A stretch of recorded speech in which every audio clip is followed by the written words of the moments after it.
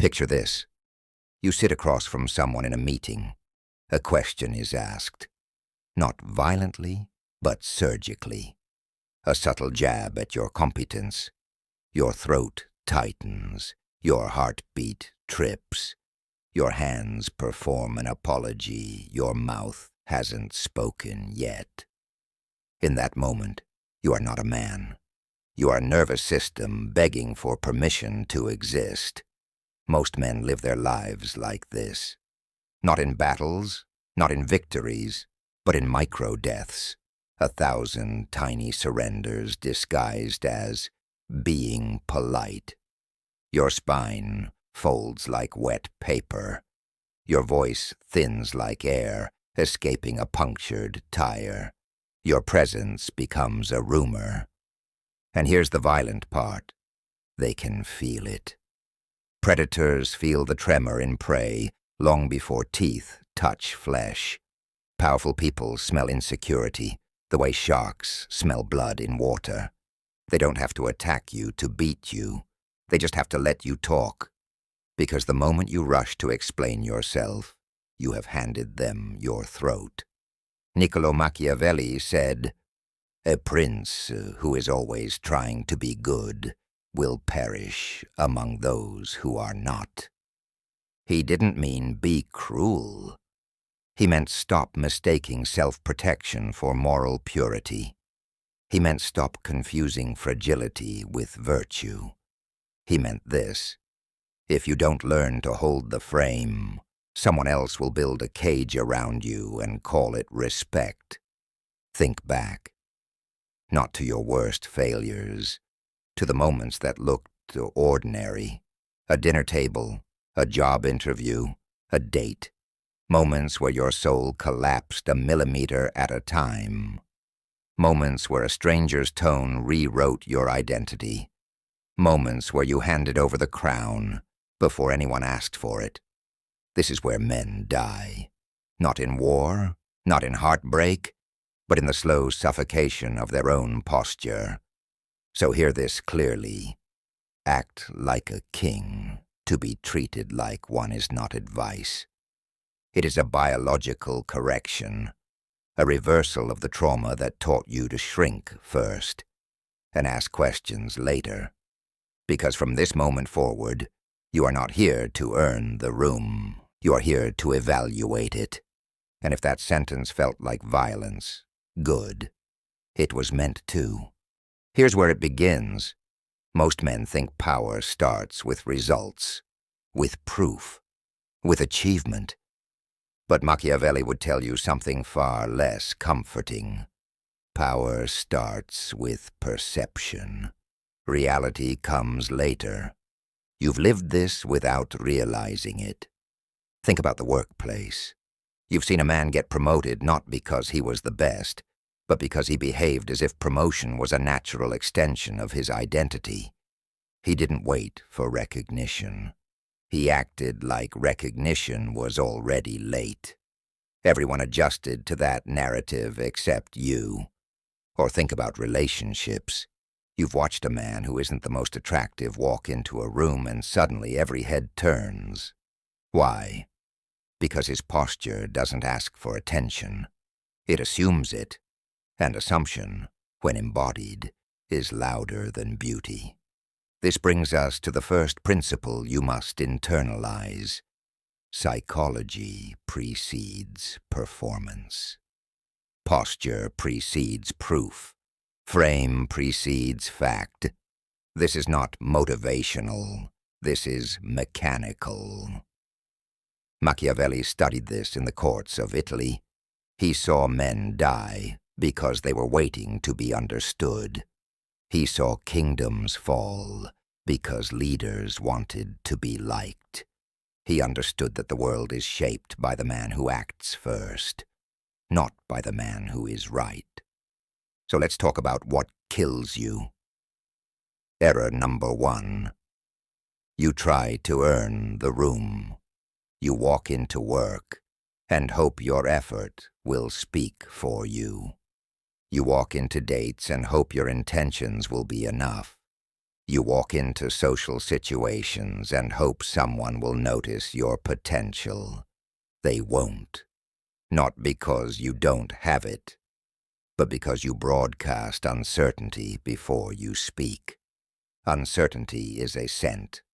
Powerful people can smell it. Their nervous systems detect it before their minds analyze it. It's not personal. It's instinct. So the first correction is this. Stop earning. Start evaluating. When you enter a room, your internal question cannot be, will they accept me? It must be, is this environment aligned with my standards? This is not arrogance. This is frame control.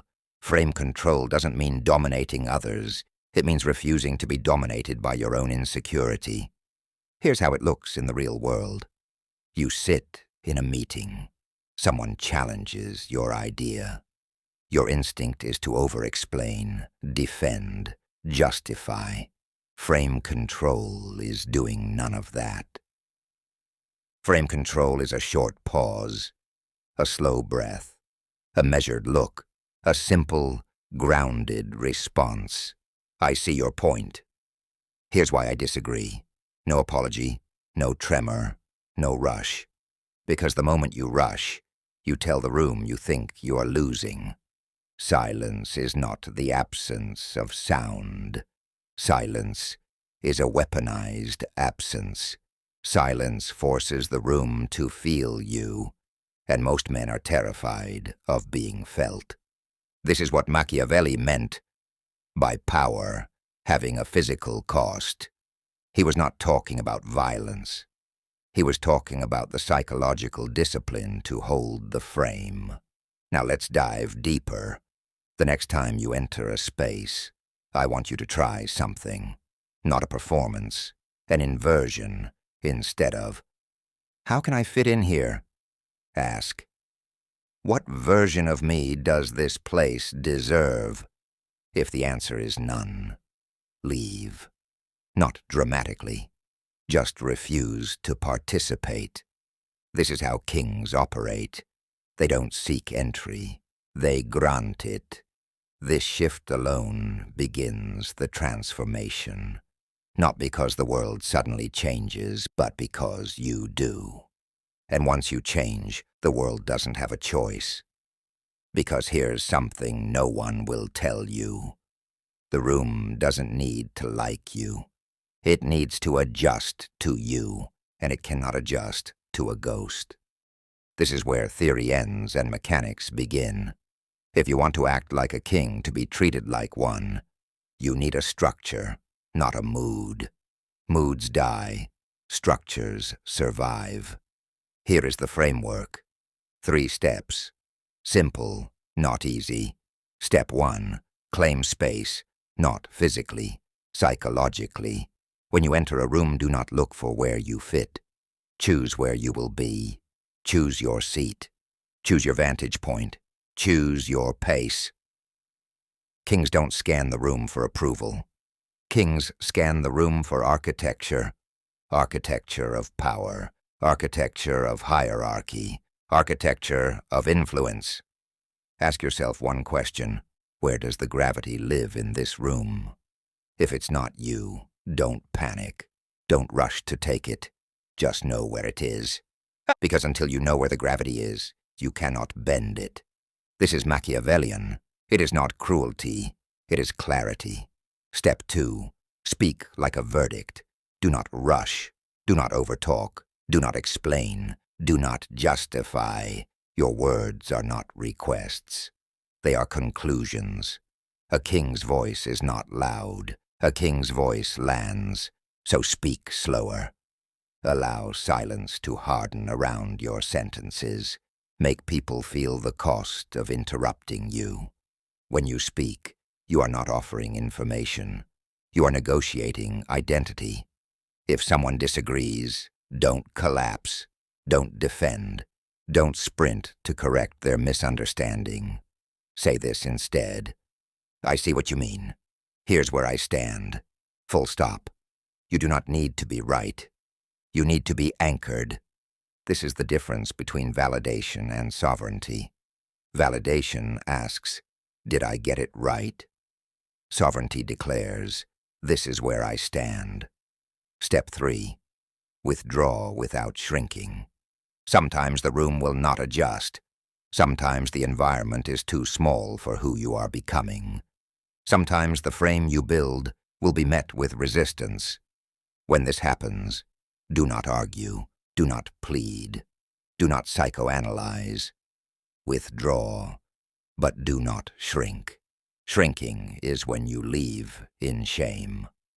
Withdrawing is when you leave with standards. Shrinking is, I guess I was wrong. Withdrawing is, this is not where my crown fits. One collapses identity. The other reinforces it. This is what Machiavelli meant by the strategic use of absence. Sometimes your power is not in your presence, but in the wound your absence leaves behind. A king's departure is a message, not a retreat. Now let's talk about identity, because you cannot build a kingdom with a spine trained for apology. Most men want to be respected, but they fear being seen, because being seen invites judgment, and judgment terrifies the man who cannot self-validate. So before respect comes this principle. You must tolerate being misunderstood. Being misunderstood is the tax you pay for sovereignty. If you are trying to be universally understood, you are still begging for permission. Machiavelli understood this. It is better to be judged for who you are than ignored for who you pretend to be. And that judgment will hurt, and that discomfort will burn. But that burn is the fire where kings are forged. This is why posture matters. This is why silence matters. This is why eye contact matters. They are not tools of intimidation. They are the architecture of identity. They tell the world, I am not auditioning, I am inhabiting. Now let's close the loop. Back to the hook. Back to that meeting. Back to that date. Back to that moment where your throat tightened and your soul folded an inch inward. The next time that happens, and it will, I want you to feel the crown, not metaphorically, physically. Lift your spine, unclench your jaw, slow your exhale, and say nothing first. Let the silence crown you. Because a king is not identified by what he demands. He is identified by what he does not chase. So if you stay with this, your life will not improve gradually. It will rupture. The environments that cannot hold you will eject you. The people who depended on your weakness will resent you. Your old identity will shatter like wet glass. Good. Let it. You cannot build a kingdom on the bones of a servant. Act like a king to be treated like one. Not because you crave the crown, but because you finally outgrew the cage. If this woke something in you, stay. Subscribe. There are men who bow, and there are men who build thrones. This channel is not for the ones who bow.